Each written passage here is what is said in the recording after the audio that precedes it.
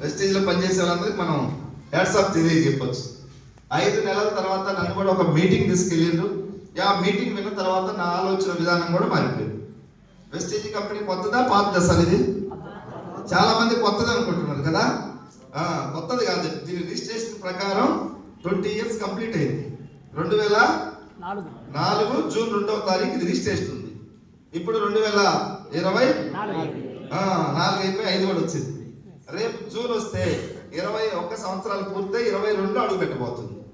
ఇప్పటికి చాలా మంది వెస్టేజ్ 6 నెలల కన్నా ఎక్కువ ఉండదు అంటున్నారు. తెలిసి మాట్లాడుతున్నారా తెలియకుండా? తెలియక ఏదో మాట్లాడుతున్నారు. తెలియక మాట్లాడే మాటలకు పెద్దగా విలువ ఇవ్వాల్సిన అవసరం లేదు. నా ఫ్రెండ్స్ చాలా మంది నేను జాయిన్ అయినప్పుడు 6 నెలలు ఉంటే నా చెవు ఇస్తాను కాలు ఇస్తామన్నారు. ఇప్పుడు వాళ్ళు లేరు పాపం చెవు కాలు ఇవ్వడానికి. నేను జాయిన్ అయ్యి 7 సంవత్సరాలు అవుతుంది. సో ఒకటే, ఈ కంపెనీ కూడా ఒకవేళ పోయే అవకాశం ఉంటుంది. ఎప్పుడు నాకు ఇప్పుడు చూపించారు చెప్పు అంత వస్తుంది నాకు. ప్లీజ్ నాకు ఎప్పుడు వస్తుంది అని ఈరోజు కొత్తగా వచ్చిన మనిషికి ఒక 10,000 కడితే మీకు కూడా వస్తాయని కడతారు. వస్తాయా? రావచ్చు, పోవచ్చు. పోతే మీ పైసలు పోతాయి. ఇప్పుడు నాకు 10 లక్షలు వచ్చినా 12 వచ్చినా 13 వచ్చినా మీరు ఎవరు రూపాయి కూడా కట్టట్లేదు ఇక్కడ. అవునా కాదా? కొన్ని ప్రోడక్ట్స్ వాడండి.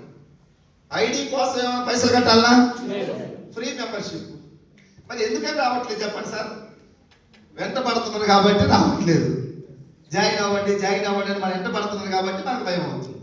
న్యాచురల్గా బయట కొనే పేస్ట్, సోపు, టీ పొడి వెస్టేజ్లో కొనండి అంతే.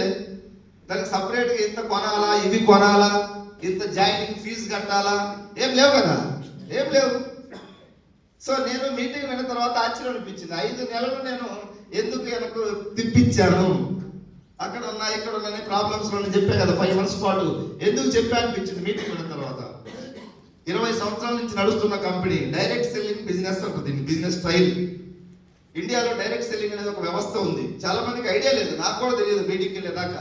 డైరెక్ట్ సెల్లింగ్ గైడ్లైన్స్ ప్రకారం పనిచేసే కంపెనీలు యాడ్స్కు వ్యతిరేకంగా ఉంటాయి.